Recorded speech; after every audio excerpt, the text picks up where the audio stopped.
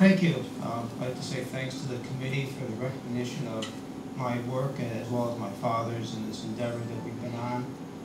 So I'd like to congratulate all the other alumni that have been put up for the awards tonight as well. It's kind of interesting as I was selected for this and I heard you got a chance to give a bit of a talk afterwards. And unlike my 5 minutes. That's where I'm going. And unlike my father, I remember back when I was at school and somebody said you've got to speak for 5 minutes. I was, oh my God, 5 minutes. What am I going to do after the first minute? And I had a similar thought as I was thinking about this, about that same 5-minute problem. And it was a bit the opposite. I'm trying to think, okay, how do I keep this under 20? And so the conclusion was my wife would toss a shoe at me. So if you see something coming my way, it's not necessarily she's unhappy. It's just that I'm at the 10-minute point. So I kind of figured I'd take my father's 5 minutes and put it with my 5 and try and keep it to 15. So I'd like to say, in general, to expand upon what she had said about our accomplishments, it did start with my father's efforts for many years of battling mastitis. And it is a problem that plagues the industry not only in the U.S. but throughout the world. And in the U.S. it's been said to cost the dairymen about $2 billion a year annually through lost milk production quality, and the cost associated with trying to treat the problems. Dairymen working with conventional milking systems today on average are slaughtering nearly 50% of their herd on an annual basis, simply because of the problems associated with this very expensive disease and illness. The industry as a whole has been dealing with this now, of course, for decades. There's been organizations that have attempted to solve the problem, and they have focused solely on the fact that it's a bacteria that causes the infection. So the thought process is, well, clearly it's cleanliness and it's management. And after nearly 50 years of implementing management and cleanliness practices, the only successful thing they've managed to do is to take the cull rates from about 22% in the 1940s to where it's about to eclipse 50% in the next couple of years. So it's very clear that they're not making any progress in this endeavor. And the work that my father had done in the early years on his farm and identifying the true root cause of this culminated in our development of a prototype and subsequently a product to market. Our initial attempt was to sell it to a large company, expecting that we could come to someone with this great idea, say, hey, we've got this patentable product and you can write us a check for as large sums of money and we'll both walk away happy. Well, that didn't work out quite as planned, although one company did come to the farm. The head of a technical research group out of Sweden for one of the largest international manufacturers came and stuck his finger in the machine for the better part of 5 or 10 minutes and said not a word. And as we walked back down to my father's house, we figured, well, this was a waste of time. And halfway down, he turned to us and said, you're not dairy farmers, you're innovators. You've done what I've tried to do for over 25 years. And he offered us $100,000 for the idea at that point in time. And we had decided we wanted to have a few days to think about it and told him to get back to him, and we did, although he called us the following Monday in a bit of a hurry for our conclusion. We asked for a couple more days, and then when we decided to give a call back, we discovered he had been fired. And it's my personal opinion, it's because he had signed a confidential non-disclosure agreement that's in perpetuitus. So this large international company will never, ever make this product without our consent. And I suspect that some of the upper-level management took umbrage with the decision on that. We did have some discussions with some other companies. The president of one of them, in my last conversation with him, suggested that individuals like ourselves would generally donate such ideas for the betterment of fellow farmers. Although I'm maybe somewhat a charitable person at times, I wasn't feeling quite that charitable, so we passed on that offer. So at that point, we decided we had one of two choices here. We either throw this thing in the trash and walk away and forget about it, or we decided to form our own company. And at the time, I was an engineer for General Electric and decided then we may as well give a go at it. So we went off and designed the thing and put it together. And like many small companies, we started out small. Although we didn't work in his garage, we decided the kitchen table was the place of choice. And we manufactured our very first milking system on my father's kitchen table. And a couple weeks later, we rented a car, myself, my father, a fellow engineer, and my old little toolbox, headed 400 miles north to the Canadian border, and installed the first milking system in a small parlor up there. We got the system put in, and everything was ready, and the farmer had a few minutes before he started milking, and decided to engage in some idle conversation and ask a few questions of us. And one of his first ones was, he looked at me and said, "So, how many of these have you got in use?" And I looked at him in the eye, of course with his $6,000 check securely in my pocket, and I said, "Yours would be the very first." That left him with a note of concern on his face at that point in time, but we got through the tour of his farm, and he started milking cows, and they were milking when we left. And he called us up a few days later, and very pleased with the way things were going.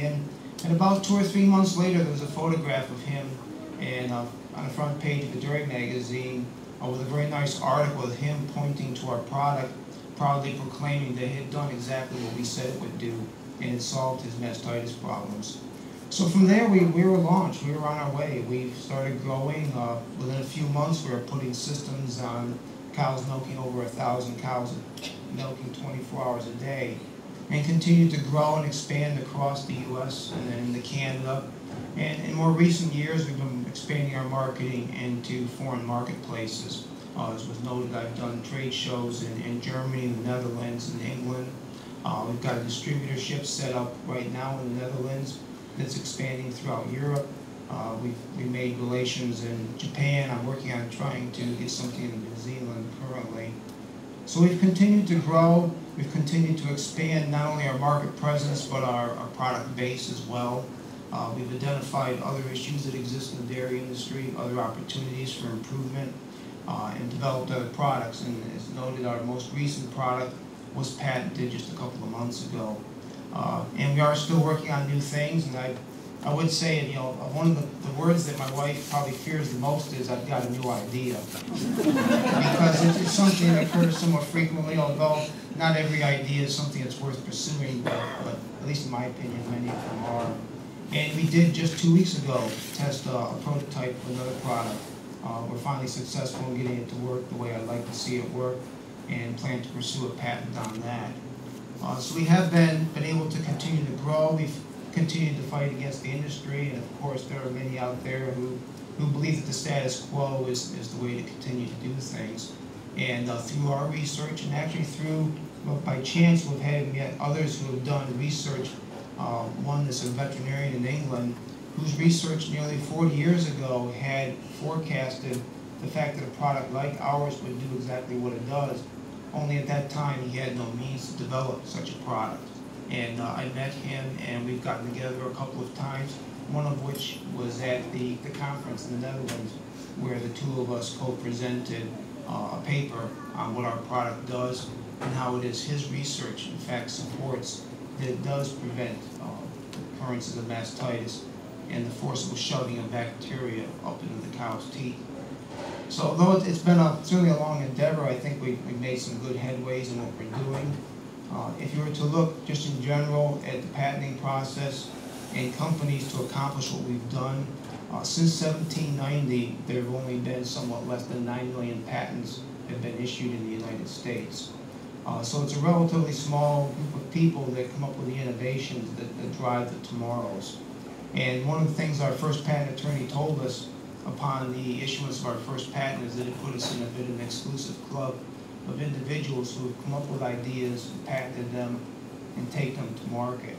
And if you look at the data, less than 2% of all patents are successful in going to the marketplace and making revenue for the inventors. So that really narrows down. If you look at the 9 million that are out there, there's only a few thousands of individuals in the U.S. today that have a patentable product that they've been able to successfully launch and take into the marketplace.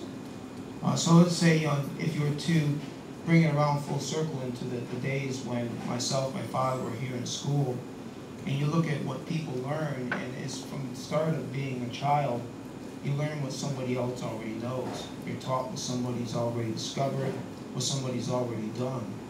And while this provides a very good foundation for going forward into the future, it's not what drives innovation. It's not what drives the development of new products and new ideas. So as a child, you start out asking why things are, and you're told what somebody else has learned. and it provides you with a foundation to go forward and be successful in doing what someone else has already done. But it's those who look at something and ask why not are the ones that make a difference. Why not do it differently? Why not consider a different way of doing something that's been done in the past? It's those individuals that push the idea that the world's not flat, it's in fact round. That have determined that there are ways of doing something that fundamentally is a paradigm shift, a completely different way of looking at something. And I believe that's for the most part what myself and my father have done, and what I would encourage those that are involved with others through the school system to encourage kids to ask not only why, but as they grow to ask why not. To ask why not something can't be done a different way, a better way. And perhaps there's somewhere out there, a student today, who will find that way of doing something differently, and perhaps find a way of solving a problem in a similar manner to what we've accomplished. So to that end, I'd like to certainly thank those who have given consideration to what we've done, to have recognized the strides we've made in changing things in the dairy industry. I'd also ask you that the next time you go to your dairy case and you look at the products that are there, ask yourself where that milk has come from. Has it come from a cow that's been treated in a gentle manner? Has it been yielded from milk that has quality, milk that's not got contaminants in it, be it trace levels of antibiotics or other forms of chemicals and products that are being used to combat symptoms of a problem that fundamentally lie in the way the animal is being milked? And ask yourself and your dairy supplier if there isn't a better way of producing a better quality milk that's more sustainable and a better quality for you and the children that consume it. With that, I'd like to thank you for your consideration and recognition of what we've done.